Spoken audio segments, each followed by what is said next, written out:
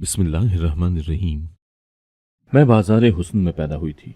मेरी माँ का कहना था कि उन्होंने निकाह के बाद मुझे पैदा किया। मैं अपने बाप को ढूंढने के लिए कोठे से भाग आई, क्योंकि मैं उस गंदगी का हिस्सा नहीं बनना चाहती थी। 2 लोगों ने मुझे अगवा कर लिया और 3 माह तक तहखाने में कैद रखा, मगर किसी ने भी हाथ नहीं लगाया। 3 माह के बाद अचानक ही मुझे अपने बिस्तर की जीनत बनाने के लिए एक खरीदार आ गया। जब वो मेरे सामने आया तो मेरे होश उड़ गए। रेशम, तुम मेरी बात क्यों नहीं समझती? मैं तुम्हें अपने साथ नहीं ले जा सकता। मेरी भी तो मजबूरी समझो। जब तक मैं अलग घर का बंदोबस्त नहीं कर लेता, मैं तुम्हें अपने साथ नहीं ले जा सकता। अगर मैं तुम्हें अपने साथ ले भी जाऊं तो मेरे घर वाले किसी सूरत भी तुम्हें कबूल नहीं करेंगे। बल्कि अगर उन्हें यह पता चल गया कि तुम कोठे में रहने वाली एक तवाइफ हो और मैंने तुमसे निकाह कर लिया है, तो वो तुम्हारे साथ साथ मुझे भी घर से बेदखल कर देंगे। इसीलिए तुम्हारे लिए बेहतर यही होगा कि तुम मेरे आने का इंतज़ार करो। जैसे ही मेरे हालात बेहतर होंगे, मैं तुम्हें यहाँ से ले जाऊँगा। और फिर मैंने तुमसे निकाह भी इसीलिए किया है कि मैं तुम्हें इस दलदल से निकाल सकूं। उस दिन से लेकर अब तक अम्मा बाबा के आने का इंतज़ार करती रही, लेकिन उनके पास शायद हमारे लिए फुर्सत ही नहीं थी कि वो आकर हमें देखते कि हम किस हाल में जी रहे हैं। उन्हें तो ये तक नहीं मालूम था कि निकाह के कुछ दिन बाद जिस बीवी को वो छोड़कर चले गए थे, वो उसकी बेटी की माँ बन चुकी थी। बचपन में तो मुझे बाप की कमी इतनी ज़्यादा महसूस नहीं होती थी, लेकिन जब मैं थोड़ी बड़ी हुई तो मुझे अपने बाप की कमी बहुत ज़्यादा महसूस होने लगी। अगरचे मेरे इर्द गिर्द बच्चे नहीं थे जिनकी तरफ देखकर मुझे ये एहसास होता कि मेरे बाबा मेरे पास नहीं है। एक दिन मैं अपनी माँ की गोद में सर रखकर बहुत रोई कि मुझे मेरे बाबा का पता बताओ, मैं उन्हें देखना और उनसे मिलना चाहती हूँ। लेकिन मेरी माँ खामोश रहती। मेरी माँ ने मुझे कभी नहीं बताया कि मेरा बाप कौन है और कहाँ रहता है, जिंदा भी है या मर चुका है। आए दिन मैं अम्मा से यही सवाल करती कि मुझे मेरे बाबा का पता बताओ। एक दिन फिर से मैंने अम्मा से वही सवाल दोहराया कि आप मुझे बताती क्यों नहीं, मेरा बाप कहाँ है? क्या मैं किसी की नाजायज़ औलाद हूँ? तो मेरी माँ ने मेरे मुंह पर एक जोरदार थप्पड़ मारा और बहते हुए आंसू पोंछती हुई बोली, तुम किसी की नाजायज़ औलाद नहीं, बल्कि मैंने तुम्हारे बाप से निकाह के बाद तुम्हें पैदा किया। अब कभी अगर मैंने तुम्हारी ज़बान से ये लफ्ज़ सुना तो मुझसे बुरा कोई नहीं होगा। अम्मा का थप्पड़ खाने के बाद मैं एक कोने में जा लगी।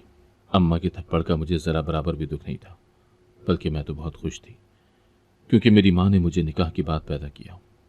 अब सिर्फ मेरा एक ही मकसद था, और वो ये था कि मैं अपने बाबा को ढूंढ निकालूं ताकि वो मुझे और अम्मा को यहाँ से ले जाएं। मुझे कोठे का माहौल सख्त नापसंद था, क्योंकि वहाँ गलीज नज़रों वाले मर्द आते थे। उनकी नज़रें गलाजत से इस कदर भरपूर होती थी कि मुझे उनसे वहशत होती थी। यही वजह थी कि अम्मा ने मुझे कमरे से बाहर निकलने से मना किया था। वो खुद भी कमरे से बहुत कम बाहर निकला करती थी, क्योंकि उनका कहना था कि जब से उन्होंने बाबा से निकाह किया, उसके बाद से उन्होंने कभी भी किसी भी मर्द को अपने पास भटकने नहीं दिया। मैं अल्लाह ताला से बहुत दुआएं करती थी कि मेरे बाबा बहुत जल्द आएं और हमें यहाँ से ले जाएं। मेरी माँ बहुत खूबसूरत थी। एक दिन कोठे पर कुछ पुराने आदमी आए और आपा रुकैया से बोले कि हमारी मुलाकात रेशम जी से करवा दें। वो बखूबी जानते थे कि आपा रुकैया अच्छे से जानती थी कि अम्मा कभी भी उन मर्दों से नहीं मिलेंगी, इसीलिए उन्होंने उन मर्दों के सामने 100 बहाने लगाए, मगर वो ना माने। वो बोले कि हमें दिल बहलाने के लिए रेशम से ही मिलना है, इसीलिए अगर तुम चाहो तो हम तुम्हें भारी रकम भी दे सकते हैं। आपा रुकैया के दिल में भी लालच आ गया। वो बोली, अच्छा ठीक है, तुम लोग यहीं बैठो, मैं जाकर रेशम को लेकर आती हूँ। देखना, आज तो खूब महफिल जमेगी। उनमें से एक आदमी बोला, रेशम हो और महफिल ना जमे, ये तो हो ही नहीं सकता। तुम जल्दी से जाओ और रेशम को लेकर आओ, अब मजीद इंतज़ार नहीं होता। आपा रुकैया अम्मा के कमरे में आई और अम्मा से बोली, चलो रेशम जल्दी से तैयार हो जाओ, बाहर कुछ लोग तुम्हें देखने के लिए उतावले हो रहे हैं, और देखो अच्छे से तैयार होकर आना कि उनका दिल खुश हो जाए। उसके बदले वो मुझे भारी रकम देने को भी तैयार है। इतने अरसे से तुमने तो कुछ कमाया नहीं, बल्कि तुम दोनों माँ बेटी ने महारानियों की तरह बैठ कर खाया है। लेकिन आज मैं इतनी भारी रकम को हाथ से नहीं जाने दूंगी, इसीलिए तुम्हें उनसे मुलाकात करनी ही होगी, वरना मैं तुम दोनों माँ बेटी को यहाँ से चलता कर दूंगी। तो अम्मा बोली, नहीं रुकैया आपा, मुझ पर रहम करें, मुझे गुनाह की इस दलदल में मत धकेलें। अब तो मैं किसी की अमानत हूँ, किसी के निकाह में हूँ। मैं कैसे उस इंसान के साथ बेवफाई करके दूसरे मर्दों के साथ नाजायज़ ताल्लुकात बना लूँ? खुदा गवाह है, मैंने जुनैद के साथ निकाह के बाद कभी किसी मर्द को अपने करीब नहीं आने दिया। तो इतना अरसा गुजर जाने के बाद आपने ये सोच भी कैसे लिया कि मैं अपनी बेटी के बाप को छोड़कर दूसरे मर्दों के साथ नाजायज़ ताल्लुकात बनाऊं? बेहतर यही होगा कि आप उनको उनके पैसे वापस कर दें, और यहाँ से जाने के लिए कह दे, वरना ये काम मैं खुद कर लूँगी। आपा रुकैया भी बजिद थी कि अगर आज तुम ना गई तो तुम्हारे लिए और तुम्हारी बेटी के लिए इस कोठे के दरवाजे हमेशा के लिए बंद हो जाएंगे। फिर मैं देखती हूँ कि तुम अपनी बेटी को लेकर कहाँ जाओगी। इतने अरसे के बाद अगर तुम महफिल जमा लोगी तो कोई क़यामत नहीं आ जाएगी। मैं उनको कह देती हूँ कि वो खाली हाथ लौट जाए और तुम भी अपना बोरिया बिस्तर बांधो और यहाँ से जल्दी बनो। मेरा कोठा चलाने के लिए तुम जैसी और बहुत सी मेरे आगे पीछे फिरती हैं। पता नहीं उनका मख्तों का दिल तुम पर ही क्यों अटका हुआ है। चलो जल्दी से अपना सामान पैक करो और निकलो, इससे पहले कि मैं तुम दोनों को धक्के देकर यहाँ से निकालूं। जब तुमने मेरी कोठी को आबादी नहीं करना तो मैं तुम्हें यहाँ किस लिए रखूं। रुकैया आपा के चले जाने के बाद अम्मा परेशानी से कमरे में टहलने लगी कि अगर किसी ने हमें यहाँ से निकाल दिया तो हम दोनों कहाँ जाएंगे। अम्मा खुद से ही बातें करती हुई बड़बड़ा रही थी कि मुझे तो जुनैद का पता भी नहीं मालूम कि वो कहाँ है, क्योंकि इस पूरी दुनिया में बाबा के सिवा हम दोनों माँ बेटी का कोई सहारा नहीं था। पता नहीं अम्मा के दिमाग में क्या बात आई कि अम्मा जल्दी से तैयार होने लगी और तैयार होकर कमरे से बाहर चली गई। मैं अम्मा को देखकर हैरान हो रही थी कि रुकैया आपा के सामने तो अम्मा बहुत बड़े बड़े दावे कर रही थी और अब देखो तैयार होकर चली गई। और जाते हुए अम्मा मुझे नसीहत करके गई कि किसी सूरत भी मैं कमरे से बाहर ना निकलूं। मैं कमरे की खिड़की से देख रही थी कि किस तरह मेरी माँ इस डर से कि कहीं रुकैया आपा हम माँ बेटी को बेघर ना कर दें, उन आदमियों के सामने नाच रही थी। उनमें से एक उठा और अम्मा को बाजू से पकड़कर बोला, चलो मेरे साथ। अम्मा अपना बाजू छुड़वाते हुए बोली, मेरे साथ ऐसा मत करो। तो वो बोला, इसके लिए मैंने भारी रकम अदा की है। क्यों रुकैया बेगम? तो रुकैया आपा ने इस बात में सर हिला दिया। मैं खिड़की में खड़ी अपनी माँ की बेबसी को देख रही थी। अम्मा ने एक झटके से अपना बाजू छुड़वाया और बोली, मैं तुम्हारे साथ कहीं नहीं जाऊंगी, मैं तुम्हारे बिस्तर की जीनत नहीं बन सकती। तो वो आदमी बोला, क्यों? अब तुम में ऐसे कौन से सुरखाब के पर लग गए हैं? तो अम्मा उसके सामने हाथ जोड़ते हुए बोली, नहीं साहब, आज नहीं, आप किसी और दिन आ जाना, मैं आपको खुश कर दूंगी। तो वो मान गया। उसने अम्मा को छोड़ दिया। वो रुकैया बेगम के पास गया और बोला, रुकैया बेगम, आज तो हम जा रहे हैं, लेकिन दोबारा ऐसे फिर खाली हाथ नहीं लौटेंगे। रुकैया बेगम बोली, जी हुजूर, आप फिक्र ही ना करें, रेशम कह रही है तो वो आपको अगली दफ़ा ज़रूर खुश करके ही भेजेगी। आज उसकी कुछ तबीयत ठीक नहीं है, कितने दिनों से बीमार है, इसी वजह से उसमें चिड़चिड़ापन आ गया है। लेकिन आप फिक्र क्यों करते हैं, हमेशा की तरह वो आपको अगली दफ़ा ज़रूर खुश करके भेजेगी। लेकिन इसके बदले आपको हमें दुगनी रकम देना होगी, क्योंकि रेशम की मांग बहुत ज़्यादा बढ़ गई है। वो जल्दी किसी को टाइम देने के लिए हामी नहीं भरती। ये तो आप ही हमारे ख़ास बंदे हैं। तो मैंने कहा कि चलो आपसे मिल ले। उन आदमियों के चले जाने के बाद मैंने सुकून का सांस लिया। अम्मा जब कमरे में आई तो अम्मा का जिस्म यख ठंडा पड़ा हुआ था। अम्मा बेजान सी होकर बिस्तर पर गिर पड़ी। अम्मा बेहोश हो गई तो मैंने जल्दी से रुकैया आपा को आवाज़ दी। वो घबराहट के मारे भागती हुई कमरे में आई। अम्मा को बेहोश देखकर उन्होंने कोठी पर मौजूद एक लड़के को भेजा। वो डॉक्टर को बुला कर लाया। डॉक्टर ने बताया कि अम्मा का ब्लड प्रेशर बहुत लो हो गया है। उन्होंने बहुत ज़्यादा टेंशन ली है, जिसकी वजह से उनकी ये हालत है। कुछ देर के बाद अम्मा को जब होश आया तो अम्मा एकदम बड़बड़ाती हुई उठी, जुनैद, हमें यहाँ से ले जाओ। मैं जल्दी से आगे बढ़ी और अम्मा को कंधे से पकड़ती हुई बोली, माँ क्या हो गया है? बाबा यहाँ नहीं है, लेकिन मुझे उम्मीद है कि एक दिन वो हमें यहाँ से ज़रूर ले जाएंगे। अम्मा मुझे अपने गले लगाती हुई बोली, आमना मुझे माफ़ कर दो, मैं तुम्हें और ख़ुद को इस दलदल से निकाल नहीं पा रही। मैं अम्मा से बोली, क्या आपके पास मेरे पापा की कोई तस्वीर है? मैं अपने बाबा को देखना चाहती हूँ। तो अम्मा बोली, तुम देखकर क्या करोगी? जब तुम्हारे बाबा ने हम दोनों माँ बेटी की खबर तक नहीं ली, उसे तो ये भी नहीं पता कि उनकी कोई बेटी भी है। जुनैद मुझसे इस कदर लाताल्लुक हुआ कि उसने पलट कर भी नहीं देखा। ये तो रुकैया आपा की मेहरबानी है जो उसने हमें अभी तक यहाँ रखा हुआ है। लेकिन कब तक? अब तो रुकैया आपा भी अपनी असलियत पर उतर आई है। मुझे तो उस वक्त से डर लग रहा है जब वो लोग दोबारा यहाँ आएंगे, है ना? हमें यहाँ से जल्द निकलना होगा। मैं नहीं चाहती कि जो कुछ मैं अपने माजी में कर चुकी हूँ या मेरे साथ जो कुछ हो चुका है वो अब फिर दोबारा से दोहराया जाए। मैं इस गंदगी से निकलना चाहती हूँ, लेकिन कैसे? यहाँ से निकलकर हम कहाँ जाएंगे? अम्मा बेबसी से रोने लगी। मुझसे यूँ माँ का रोना देखा न गया। मैं उनको दिलासा देते हुए बोली, आप फिक्र क्यों करती हैं, अल्लाह सब ठीक करेगा। मैं जो कभी इस कोठे से बाहर नहीं निकली थी, मैंने वहाँ से भागने का फैसला किया। मैं नहीं जानती थी कि मैं वहाँ से भागकर कहाँ जाऊँगी। मैंने ये बात अपनी माँ से छुपाई, क्योंकि अगर मैं उनको बता देती कि मेरे क्या इरादे हैं तो वो कभी भी मुझे खुद से दूर न जाने देती, क्योंकि वो ज़माने की गर्म हवाओं से खूब वाकिफ़ थी। वो जानती थी कि बाहर किस किस्म के दरिंदे नुमा इंसान फिर रहे हैं, क्योंकि वो इन सब हालात से गुजर चुकी थी। अम्मा के पास वो मेरी आखिरी रात थी। मैंने बहुत जिद करके अपने बाबा की तस्वीर देखी। मैं हूबहू अपने बाबा की कॉपी थी। उस रात अम्मा ने मुझे अपनी ज़िंदगी के बारे में वो सब बताया जो मैं नहीं जानती थी। अम्मा ने बताया कि वो नहीं जानती कि उसके माँ बाप और उसके बहन भाई कहाँ हैं। अम्मा ने तो उनकी शक्ल तक नहीं देखी थी, क्योंकि बचपन में ही अम्मा को किसी ने अगवा करके यहाँ कोठे पर बेच दिया था। इस कोठे पर ही अम्मा का बचपन गुजरा। जब अम्मा ने जवानी की दहलीज में कदम रखा तो अम्मा को इस कोठे की जीनत बना दिया गया। अम्मा चूंकि निहायत ही खूबसूरत थी, इसीलिए आने वाले ज़्यादातर मर्दों की यही ख्वाहिश होती कि अम्मा की महफिल लगाई जाए। कुछ लोग तो इस हद तक गुजर जाते कि वो अम्मा को अपने बिस्तर की जीनत बना लेते और उसके बदले रुकैया आपा को अच्छी खासी रकम मिल जाती। अम्मा इस गंदगी से बहुत तंग थी। उसका बस नहीं चलता था कि वो कहीं भाग जाए। इसी दौरान अम्मा की मुलाकात बाबा से हुई। बाबा अक्सर इस कोठे पर आया करते थे। आहिस्ता आहिस्ता बाबा की अम्मा से दोस्ती हो गई और काफ़ी अरसे तक अम्मा और बाबा की ये दोस्ती चलती रही और देखते ही देखते ये दोस्ती मोहब्बत में बदल गई। बाबा ने अम्मा से कहा कि मैं तुमसे निकाह करना चाहता हूँ, लेकिन इसके लिए मेरी एक शर्त है कि हमारे निकाह के बाद तुम ये सब छोड़ दोगी और सिर्फ मेरी बनकर रहोगी। मैं तुम्हें एक इज्जत वाली ज़िंदगी देना चाहता हूँ। अम्मा तो पहले ही ऐसी ज़िंदगी की मुंतज़िर थी। अम्मा ने फ़ौरन हामी भर ली और बाबा से वादा किया कि वो निकाह के बाद ये सब छोड़ देंगी, क्योंकि निकाह से पहले ये सब करना अम्मा की मजबूरी थी। क्योंकि अगर कभी अम्मा रुकैया आपा को इनकार कर देती तो वो अम्मा पर जिस्मानी तशद्दुद करती।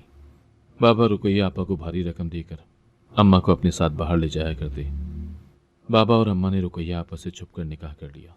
निकाह के शुरू के दिनों में तो बाबा रोज़ अम्मा के पास आया करते। शादी के 2 महीने गुजरे तो बाबा ने बिल्कुल ही आना छोड़ दिया। अम्मा हर रोज़ बाबा के आने की आस लगाए बैठी रहती। निकाह के 10 महीने के बाद जब मेरी पैदाइश हुई तो रुकैया आपा ने माँ से बहुत बोला कि इस फसाद की जड़ को दुनिया में आने से पहले ही ख़त्म कर दो तो तुम्हारे लिए अच्छा होगा। ये ना हो कि बाद में ये तुम्हारे लिए जान का वबाल बन जाए और फिर तुम ये भी तो नहीं जानती कि इसका बाप कौन है। अम्मा रुकैया आपा की रोज़ रोज़ की बातों से तंग आ चुकी थी। इसीलिए एक दिन अम्मा ने रुकैया आपा को बता दिया कि मैंने जुनैद से निकाह कर लिया था और ये बच्ची किसी और की नहीं बल्कि जुनैद की है। ये सुनना ही था कि रुकैया आपा अम्मा पर बरस पड़ी कि तुमने तो मुझे भनक भी नहीं पड़ने दी और निकाह कर लिया, और तुम्हारा वो मजनू निकाह करके तुम्हें मेरे साथ थोप कर चला गया। तुम क्या समझी कि वो तुमसे सच में इश्क कर बैठा है? अगर ऐसा होता तो वो तुम्हें यहाँ से कब का लेकर जा चुका होता। अब संभालो अपनी इस बच्ची को, तुम्हें भी तो पता चले छुप कर निकाह करने का अंजाम क्या होता है। रुकैया आपा मेरी तरफ हाथ बढ़ाते हुए बोली, वैसे तेरी बेटी है बहुत खूबसूरत, कल को जवान होकर ये इस कोठे को 4 चांद लगा देगी। अम्मा रुकैया आपा का हाथ पीछे करती हुई बोली, रुकैया आपा आज तो आपने ये बात कह दी, आइंदा मैं ये सब बर्दाश्त नहीं करूंगी कि आप मेरी बेटी के बारे में ऐसा कुछ भी कहें। मैं अपनी बेटी को कभी भी इस दलदल में नहीं धकेलूंगी, बल्कि मैं इसे बहुत अच्छी इंसान बनाऊंगी। जल्दी हम लोग यहाँ से चले जाएंगे। जुनैद मुझसे कह कर गया है कि वो बहुत जल्द घर का बंदोबस्त करके मुझे यहाँ से ले जाएगा। ज़रूर उसके साथ कोई बड़ा मसला बन गया होगा। रुकैया आपा बोली, अच्छा, मुझे ये मनगढ़ंत कहानियाँ मत सुनाओ। वो जब मर्जी तुम्हें यहाँ से ले जा सकता है, मगर इसके बदले मुझे भी तो कुछ मुआवजा देना होगा। आखिर को मैंने तुम्हें बचपन से लेकर पाला पोसा है, मेरा भी तो कोई हक बनता है। बगैर मुआवजे के तो मैं यहाँ से तुम्हें हरगिज़ जाने नहीं दूंगी। अम्मा बोली, रुकैया आपा दुआ करो कि जुनैद आ जाए। मैं अम्मा की गोद में सर रखकर अम्मा के बीते हुए दिनों का हाल सुन रही थी। उस दिन सारी रात मैं अम्मा से बातें करती रही, क्योंकि मैं फैसला कर चुकी थी कि फजर के वक्त मैं इस गंदगी की दलदल से निकलकर कहीं दूर चली जाऊंगी, क्योंकि मैं इस गंदगी का हिस्सा नहीं बनना चाहती थी और ना अपनी आंखों के सामने अपनी माँ को इतना बेबस देख सकती थी। मैं फैसला कर चुकी थी कि बहुत जल्द मैं अपने बाप को ढूंढकर अपनी माँ को भी इस दलदल से बाहर निकाल लूँगी। तकरीबन आधी रात गुजर जाने के बाद मैं अम्मा से बोली, अम्मा आपकी तबीयत पहले ही ठीक नहीं है, आप आराम कर लें, मुझे भी नींद आ रही है, मैं भी कुछ देर सोना चाहती हूँ। अम्मा लेट गई तो मैं भी अपनी चारपाई पर आ गई। कुछ देर के बाद जब मैंने देखा कि अम्मा गहरी नींद सो चुकी है तो मैं अपनी चारपाई से उठी। आहिस्ता आहिस्ता कदम उठाते हुए मैंने बहुत एहतियात से थोड़ा सा कमरे का दरवाज़ा खोला। एक दफ़ा मुड़कर अम्मा को देखा, जो कि दवाई खाने के बायस बहुत पुरसुकून नींद सो रही थी। मैं दिल में कह रही थी कि माँ मुझे माफ़ कर देना, ये सब मैं अपने लिए और आप ही के लिए तो कर रही हूँ। मैं नहीं जानती कि मेरी ज़िंदगी में क्या हालात पेश आएंगे, मगर मैं वापस मुड़कर इस तवाइफ के कोठे पर नहीं आऊंगी, बल्कि बहुत जल्द आपको भी यहां से ले जाऊं। ये एक बेटी का अपनी मां से वादा है। कमरे से बाहर निकलकर मैंने आहिस्ता से दरवाज़ा बंद कर दिया और पाँव की चप्पल निकालकर हाथ में पकड़ ली, ताकि जूते की आहट सुनकर कोई उठ ना जाए। मैं बहुत फूंक फूंक कर कदम रख रही थी। एकदम से मुझे इरम, जो कि इस कोठे की तवाइफ थी, अपने कमरे से निकलती हुई नजर आई। मैं जल्दी से छुप गई। हॉल में हल्की हल्की रोशनी होने की वजह से इरम को मेरा अक्स नजर आया तो वो मेरी समत आ गई। घबराहट के मारे मेरे पसीने छूट रहे थे। वो मुझसे बोली, आमना, तुम यहाँ क्या कर रही हो? वो भी इस वक्त, जबकि सब सो रहे हैं। घबराहट की वजह से मेरे अल्फाज मेरा साथ नहीं दे रहे थे। इरम मुझे अपने साथ अपने कमरे में ले गई। उसने मुझे पानी पिलाया और बोली, अब बताओ, इस कदर घबराई हुई क्यों हो?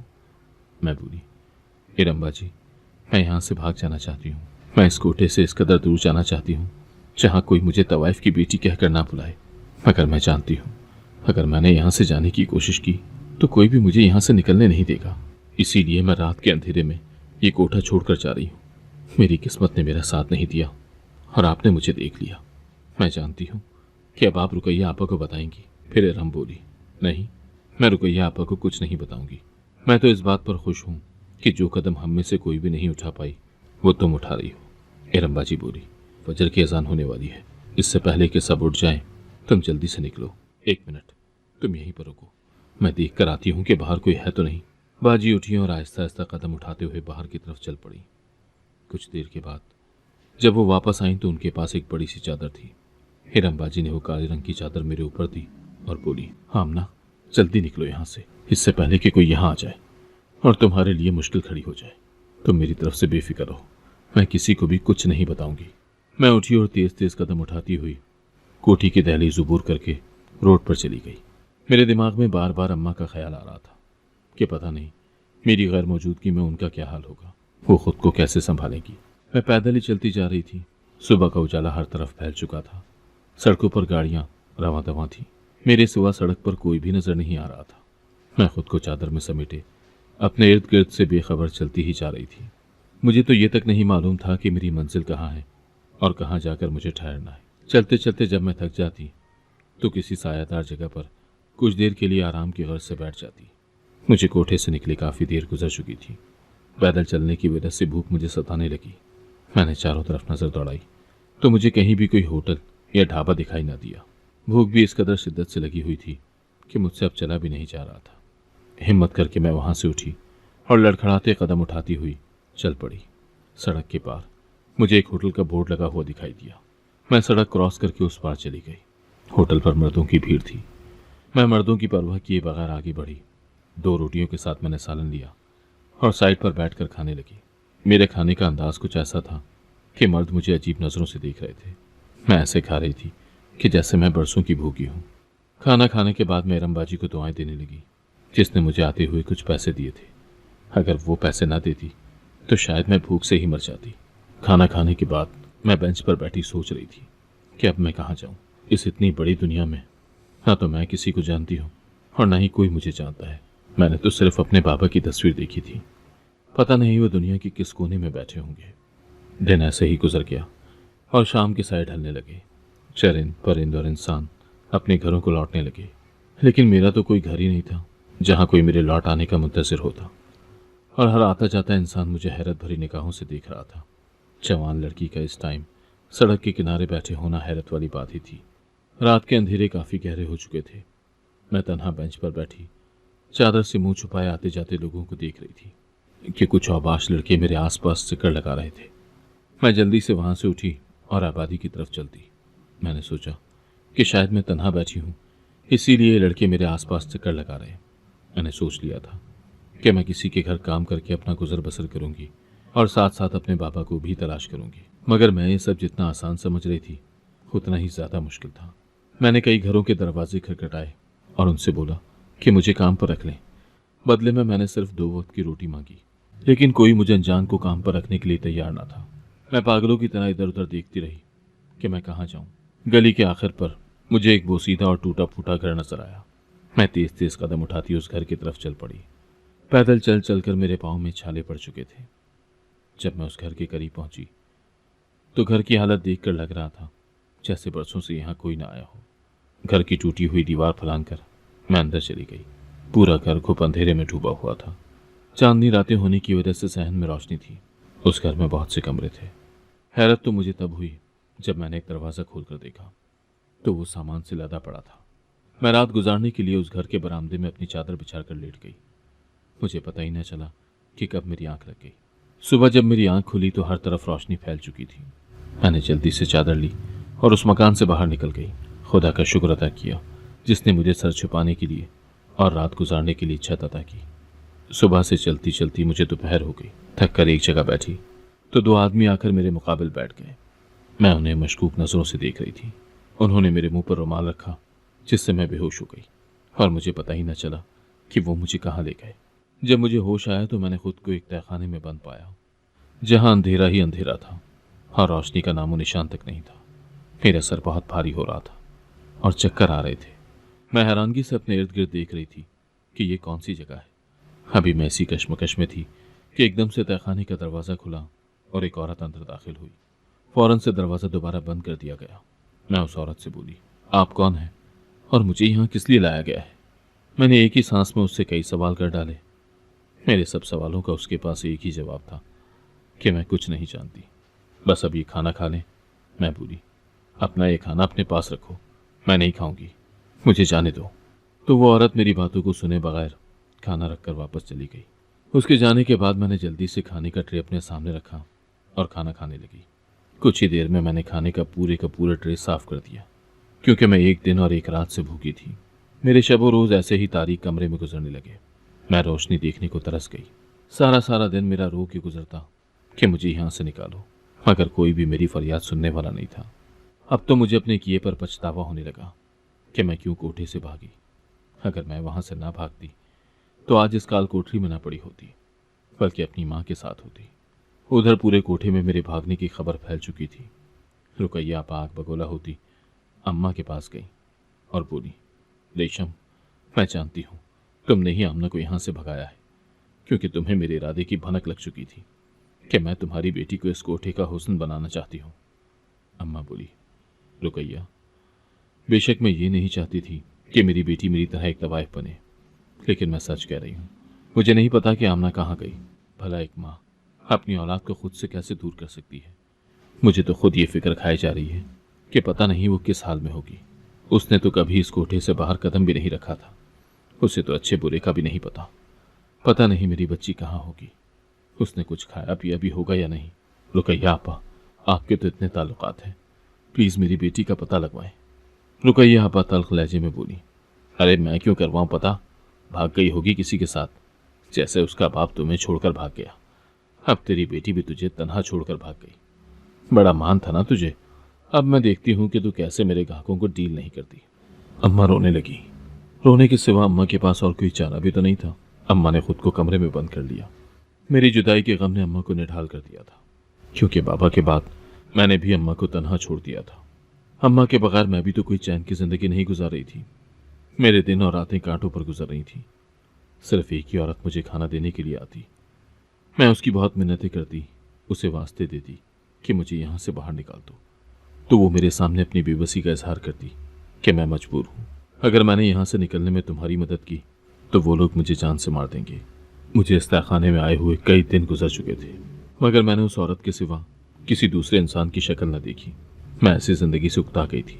मैंने उस तहखाने से भागने का फैसला किया। फिर मैंने सोचा कि मैं यहाँ से कैसे भाग सकती हूँ। तभी मेरे दिमाग में एक ख्याल आया जिस पर मुझे आज रात ही अमल करना था और इस काल कोठरी से भी निकलना था। मैं रात होने का बेसब्री से इंतजार करने लगी। वैसे तो तहखाने में दिन और रात का कुछ पता ही नहीं चलता था। जब वो औरत मुझे खाना देने के लिए आती उस वक्त मुझे पता चलता कि रात हो चुकी है। जब वो औरत खाना देने के लिए आती थी तो ताला खुलने की आवाज़ सुनाई देती थी। जैसे ही मुझे आवाज़ सुनाई दी तो मैं दरवाजे के पीछे छुप गई। जैसे ही वो औरत तहखाने के अंदर दाखिल हुई, मैं जल्दी से दरवाजे के पीछे से निकली और बाहर निकलकर दरवाज़ा बंद कर दिया। वो औरत मुझे आवाज़ें देती रही, लेकिन मैंने उसकी एक न सुनी। उस वक्त मेरे दिमाग में सिर्फ ये था कि मुझे हर हाल में यहाँ से निकलना है, क्योंकि मैं वहाँ से निकल कर ही अपने बाबा को ढूंढ सकती थी। बाहर निकलकर मैंने देखा कि वो कोई बहुत बड़ी हवेली थी जो कि पुराने वक्तों की तामीर की हुई थी। तहखाने से निकलकर अभी मैंने कुछ फासला ही तय किया था कि मुझे कुछ मर्दाना आवाज़ें सुनाई देने लगी। वो आवाज़ें कमरे से आ रही थीं। आवाज़ें बहुत मध्यम थी। कुछ समझ नहीं आ रहा था कि वो आपस में क्या गुफ्तगू कर रहे हैं। कमरे के बाहर एक खिड़की थी। मैं आहिस्ता आहिस्ता चलती हुई उस खिड़की के पास गई तो जो बातें मैंने अपने कानों से सुनी वो सुनकर मेरे पांव तले से ज़मीन निकल गई। उनमें से एक आदमी कह रहा था कि हमारे पास माल आया हुआ है, आप आकर चेक तो करें, माल देखकर आपका दिल खुश हो जाएगा। पता नहीं वो किस माल की बात कर रहे थे। मैं वहीं पर खड़ी उन आदमियों की बातें सुन रही थी। एकदम से मेरे पीछे आकर किसी ने मुझे मेरे बालों से पकड़ा और बालों से खींचता हुआ उसी कमरे में ले गया जहां वो आदमी बातें कर रहे थे। मुझे देखकर सब चौंक कर खड़े हो गए। वो आदमी जिसने मुझे बालों से पकड़ा हुआ था वो बोला, अगर आज ये लड़की भाग जाती तो करी कराई डील पर पानी फिर जाना था। वो मुझे बालों से झिझोड़ते हुए बोला, ए लड़की, भाग कर कहाँ जाओगी? अब अगर तुमने यहां से भागने का सोचा भी तो हम तुम्हारी टांगे तोड़ देंगे। तुम भागने तो क्या, चलने के भी काबिल नहीं रहोगी। ये सकीना कहाँ मरी हुई है? ये लड़की बाहर कैसे आई? वो मुझे बालों से पकड़े हुए तहखाने में वापस ले गया। सकीना अंदर जोर जोर से दरवाज़ा खटखटा रही थी। उस आदमी ने मुझे तहखाने में धकेला। मैं गिरने लगी तो सकीना ने मुझे संभाल लिया। वो आदमी तल्ख लहजे में सकीना से बोला, अगर ये लड़की अब यहाँ से बाहर निकली तो मैं तुम्हें यहीं पर जिंदा काट दूंगा। ये सोने की चिड़िया है, इसका खास ख्याल रखना। सकीना कपकपाते हुए लहजे में बोली, जी साहब, आप फिक्र न करें, दोबारा गलती नहीं होगी, मैं इसका खास ख्याल रखूंगी। अच्छा, मैं चलता हूँ, और ध्यान से दरवाज़ा बाहर से लॉक करके आना। सकीना बोली, जी साहब, आप चले, मैं अभी आती हूँ। उस आदमी के जाने के बाद सकीना मेरे पास वहीं ज़मीन पर बैठ गई और मेरे बाल संवारते हुए बोली, देखो बेटी, तुम मेरी बेटियों जैसी हो। अगर मेरा बस चले तो मैं तुम्हें अभी यहाँ से निकाल दूँ, लेकिन मैं क्या करूँ, मैं मजबूर हूँ। घर में मेरा एक अपाहिज बेटा है और मैं उसकी इकलौती वारिस हूँ। अगर मैं यहाँ नौकरी नहीं करूँगी तो मैं अपने बेटे का इलाज नहीं करवा सकूँगी। ये सब करना मेरी मजबूरी है, मुझे माफ़ कर देना। मैं बोली, सकीना, क्या तुम मुझे बताओगी कि ये लोग मुझे किस लिए यहाँ पर लेकर आए हैं और मुझसे क्या चाहते हैं? सकीना बोली, ये लोग लड़कियों की स्मगलिंग करते हैं और अगर उन्हें कोई मौका मिले तो लड़कियों की इज्जत को दागदार करने में भी देर नहीं करते। उनके पास ऐसे बहुत से लोग आते हैं जो अपनी हवस पूरी करने के बदले उन्हें भारी भारी रकम देकर जाते हैं। तुम ही नहीं, तुम्हारे जैसी बहुत सी लड़कियों की जिंदगियां ये लोग तबाह कर चुके हैं। खुदा गर्क करे ऐसे लोगों को जो दूसरों की बेटियों की इज्जत के साथ खेलते हैं।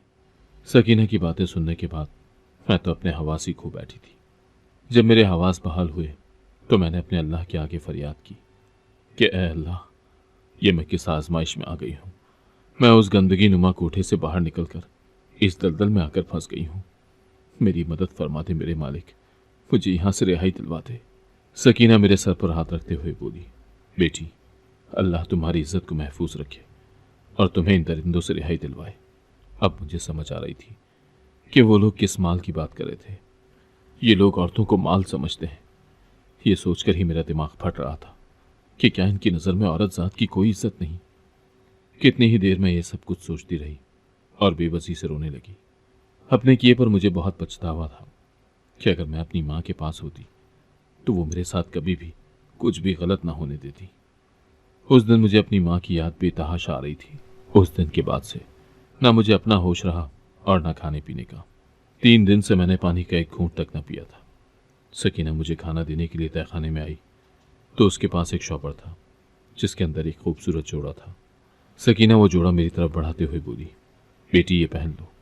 मैं बोली, नहीं सकीना भी, मुझे नहीं पहनना, मुझे बस अपनी माँ के पास जाना है, मुझे नहीं चाहिए किसी के कपड़े। क्या आप मेरी यहाँ से निकलने में मदद नहीं कर सकती? मैं आपका यह एहसान जिंदगी भर नहीं भूलूंगी। अगर मेरी जगह आपकी बेटी होती तो क्या आप ये सब कुछ उसके साथ होता हुआ देख सकती थी? नहीं ना, मैं भी तो आपकी बेटी जैसी हूँ। तो सकीना बोली, बेटी, मुझे माफ़ कर दो, ये सब मेरे बस की बात नहीं है। अगर मेरे बस में कुछ होता तो मैं तुम्हें कब की यहाँ से निकाल देती। ये लोग बहुत जालिम हैं। अगर तुम भागती हुई दोबारा से पकड़ी गई तो ये लोग तुम्हें जिंदा नहीं छोड़ेंगे। ये इंसान नहीं, दरिंदे हैं। तुम ये कपड़े पहन लो और सब अल्लाह पर छोड़ दो। ये खाना खा लो, तुमने 3 दिन से कुछ भी नहीं खाया, ऐसे तो तुम बीमार पड़ जाओगी। मैं बोली, नहीं, मुझे कुछ नहीं खाना, ऐसी जिंदगी से तो बेहतर है कि मैं भूखी रहकर मर जाऊं। कम से कम मेरी इज्जत तो महफूज रहेगी। सकीना भी कुछ सोचते हुए बोली, अच्छा तुम ये खाना खाओ, मैं कोशिश करूंगी, शायद ये लोग कहीं बाहर जाएं। अगर तो गए तो मैं यहां से निकलने में तुम्हारी मदद जरूर करूंगी, चाहे इसके लिए मुझे अपनी जान ही क्यों न गंवानी पड़े। चलो आप थोड़ा सा खाना खा लो और तसल्ली रखो। अगर तुम खाना नहीं खाओगी तो बीमार पड़ जाओगी। सकीना बी के कहने पर मुझे कुछ तसल्ली हुई, तो मुझे उम्मीद थी कि मैं यहाँ से ज़रूर भाग निकलूंगी। जाते हुए एक दफ़ा फिर सकीना बी मुझे कह कर गई कि इस शॉपर में जो जोड़ा है वो पहन लेना। चूँकि मेरी हालत बहुत बिगड़ी हुई थी, इसीलिए मैंने सकीना के जाने के बाद वो जोड़ा निकाला और पहन लिया। मुझे उस तहखाने में आए हुए 3 महीने गुजर चुके थे, मगर इस दौरान मुझे किसी ने हाथ तक नहीं लगाया था। 3 माह बाद उस दिन अचानक मुझे अपनी बिस्तर की जीनत बनाने के लिए एक खरीदार आ गया।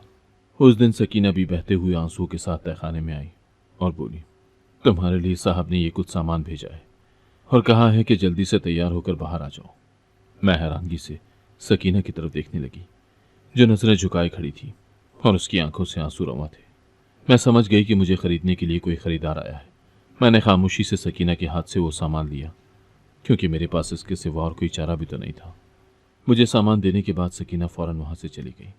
मैं जानती थी कि सकीना को पछतावा है कि वो मुझे यहाँ से क्यों नहीं भगा पाई। मैं जानती थी कि सकीना मजबूर है, वरना वो मेरी मदद ज़रूर करती। कुछ देर के बाद 2 आदमी आए और मुझे गाड़ी में बिठा कर ले गए। गाड़ी एक खूबसूरत फार्म हाउस के सामने जाकर रुकी। उन्होंने मुझे गाड़ी से नीचे उतरने के लिए कहा। मैं गाड़ी से नीचे उतरी तो वो बोले, सीधे अंदर चली जाओ और ज़्यादा होशियारी दिखाने की कोशिश मत करना। मैं लड़खड़ाते हुए कदमों के साथ अंदर की जानिब बढ़ी। अंदर का मंजर बहुत खूबसूरत था। फार्म हाउस में हर चीज़ बहुत खूबसूरत और सलीके से रखी हुई थी। दरवाजे के पास खड़ा एक गार्ड बोला, मैडम आप अंदर चली जाएं। मैं जानती थी कि मुझे यहाँ किस मकसद के लिए लाया गया है और अंदर किस लिए भेजा जा रहा है, लेकिन मैं क्या करती। मैं चाहकर भी अपनी इज्जत को दागदार होने से नहीं बचा सकती थी। मैं मुकम्मल तौर पर बेबस थी। जब मैं कमरे का दरवाज़ा खोलकर अंदर दाखिल हुई तो एक उधेड़ उम्र आदमी जो खिड़की की तरफ मुंह किए खड़ा था, दरवाज़ा खुलने की आवाज़ पर बोला, आओ आओ अंदर आ जाओ, मैं तुम्हारा ही मुंतज़िर था। अपने हाथों की उंगलियों को मरोड़ते हुए मैं बोली, लेकिन आपने मुझे यहाँ किस लिए बुलवाया? तो इससे पहले कि वो आदमी मेरी बात का जवाब देता, वो मेरी तरफ मुड़ा तो मुझे हैरत का शदीद झटका लगा। मैं हैरत का मुजस्मा बने उसे ही देखती रही।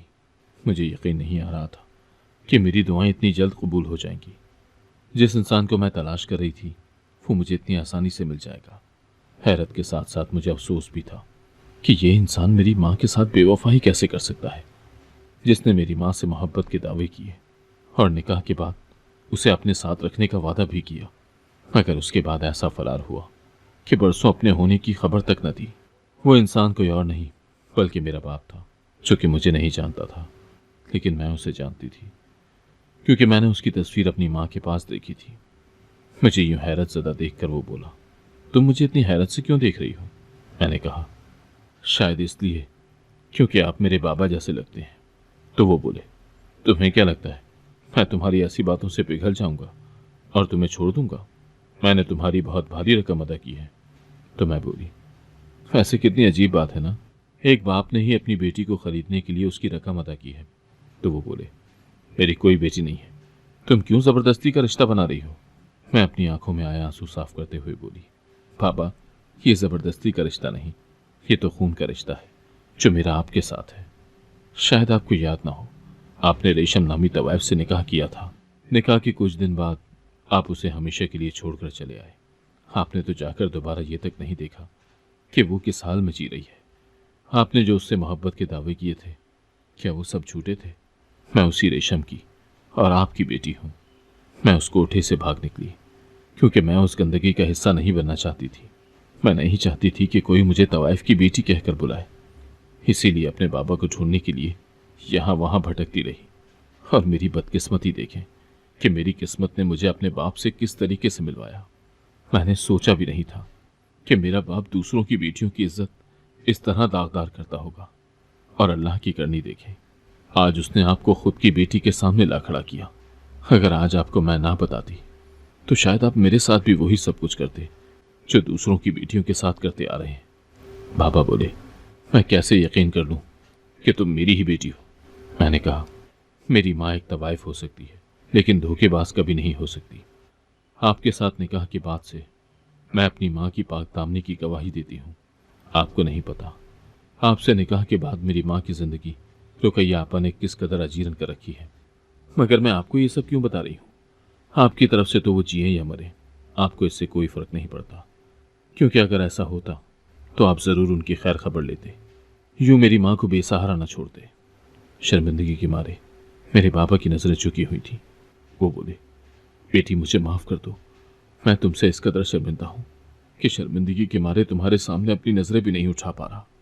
मैंने अपने घर वालों के डर से तुम्हारी माँ को खुद से दूर रखा, और इसमें कोई शक नहीं कि मैं तुम्हारी माँ से शदीद मोहब्बत करता हूँ। जब मैंने अपने घर वालों से तुम्हारी माँ के बारे में बात की तो उन्होंने मुझे धमकी दी कि वो अपनी जायदाद से मुझे आग कर देंगे और मुझसे हर रिश्ता और ताल्लुक तोड़ देंगे। मेरी माँ ने मुझे अपनी कसम दी कि मैं आज के बाद रेशम से नहीं मिलूंगा, तो मैं अपनी माँ की दी हुई कसम कैसे तोड़ सकता था। इसीलिए मैं उस दिन के बाद से तुम्हारी माँ से ना मिला और इस गुनाह के रास्ते पर चल पड़ा। मैं इस बात से मुकम्मल तौर पर लाताल्लुक था कि मेरी एक बेटी भी है। अगर मुझे इल्म होता तो मैं कभी भी तुम दोनों से दूर न रहता। बाबा मेरे आगे हाथ जोड़ते हुए बोले, मुझे माफ कर दो, मैं तुम दोनों का गुनहगार हूं। मैं वादा करता हूं कि मैं तुम माँ बेटी को इज्जत की जिंदगी दूंगा और हमेशा तुम लोगों के साथ रहूंगा, चाहे फिर इसके लिए मुझे दूसरों से ताल्लुक ही क्यों ना तोड़ना पड़े। मैं अपने बाबा के आगे हाथ करती बोली, तो चले बाबा, अम्मा के पास चलते हैं। मैं और बाबा जब रुकैया आपा के कोठे पर पहुंचे तो रुकैया आपा बोली, मियाँ आज कैसे याद आ गई हमारे गरीब खाने की, और ये तुम्हारी बेटी, ये तो यहाँ से भाग गई थी, अब यहाँ क्या लेने आई है? मैं बोली, मैं अपनी माँ को लेने आई हूँ। रुकैया आपा माथे पर बड़ डालते हुए कहने लगी, काहे की माँ, रेशम कहीं नहीं जाएगी। बाबा आगे बढ़े और बोले, रुकैया बेगम, अपना मुंह खोलो, तुम जितना मांगोगी मैं रेशम के सदके तुम्हें उतना ही पैसा दूंगा। इस तरह बाबा ने रुकैया आपा को एक बड़ी रकम अदा की, अम्मा को और मुझे अपने घर ले आए और सबके सामने बताया कि बरसों पहले उन्होंने मेरी माँ से निकाह किया था और ये कि मैं उनकी बेटी हूँ। उनके सब घर वाले उनसे बहुत नाराज थे, लेकिन अब उनको किसी की नाराजगी की कोई परवाह नहीं थी, क्योंकि वो जान चुके थे कि एक बाप ही अपनी बेटी का बेहतरीन मुहाफिज होता है। बाबा के घर वाले हम माँ बेटी से इस कदर नाराज थे कि कोई हमसे बातचीत करना भी गवारा नहीं समझता था। हमें उस घर में आए हुए काफ़ी महीने गुजर चुके हैं, लेकिन कोई भी हमसे सीधे मुंह बात नहीं करता। इसके बावजूद मैं खुश हूँ कि मेरे बाबा हमारे साथ हैं और हम दोनों माँ बेटी की इज्जत महफूज है। रही बाबा के घर वालों की बात, तो जहाँ हमें इस घर में जगह मिल गई है, वहाँ एक ना एक दिन उनके दिलों में भी जगह ज़रूर मिल जाएगी। बाबा ने कई दफ़ा मुझे और माँ को बोला है कि हम लोग दूसरे घर में शिफ्ट हो जाते हैं, लेकिन हम नहीं मानते, क्योंकि हम इन सब रिश्तों को खोना नहीं चाहते जो बहुत मुश्किलों के बाद हमें मिले हैं।